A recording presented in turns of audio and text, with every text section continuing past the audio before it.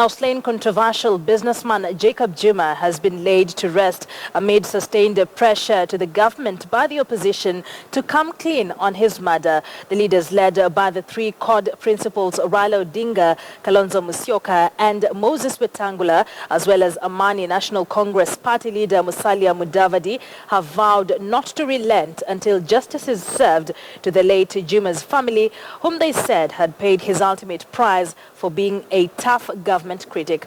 As former Lugari Member of Parliament Cyrus Jirongo said, he is ready to meet Deputy President William Ruto in court, who has threatened to sue him over claims he made against him. Duncan Khaemba begins our news coverage tonight with that story.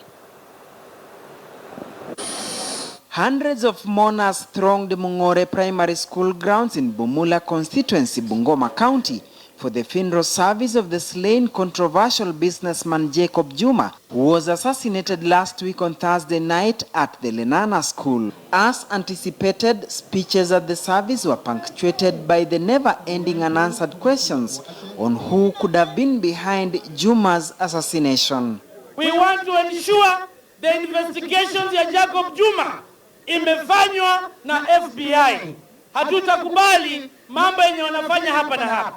Juma ameuawa na AK-47, bunduki ambaye haiko katika mkono ya raia, lakini bunduki ambaye iko katika mkono ya polisi ya Kenya.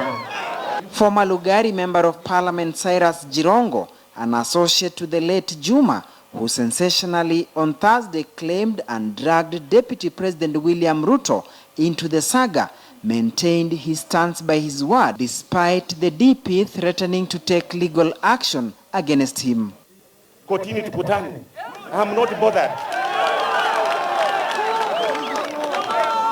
Twende kazi. Twende kazi. As opposition chiefs led by their Supremo Raila Odinga continued piling pressure on government, alleging its hand in the murder. They don't have to go far. Let them go and open the wall of Jacob Juma and read through from A to Z. And they will know who to go and record statements from. Hata kama watakuwa miaka 90, you will be caught up with the long arm of the law and you'll be held accountable for this crime. And therefore, let the whole world know, dunia nzima ijue, kwamba serikali ya Jubilee stands indicted. JJ's blood shall not be shed in vain. It must trigger off a movement that will liberate this country from the yoke of tyranny and political assassination. Amani National Congress Party leader Wycliffe Musalia Mudavadi and Bungoma Governor Ken Lusaka called for calm and sobriety, as they also called for thorough and speedy investigations into the matter.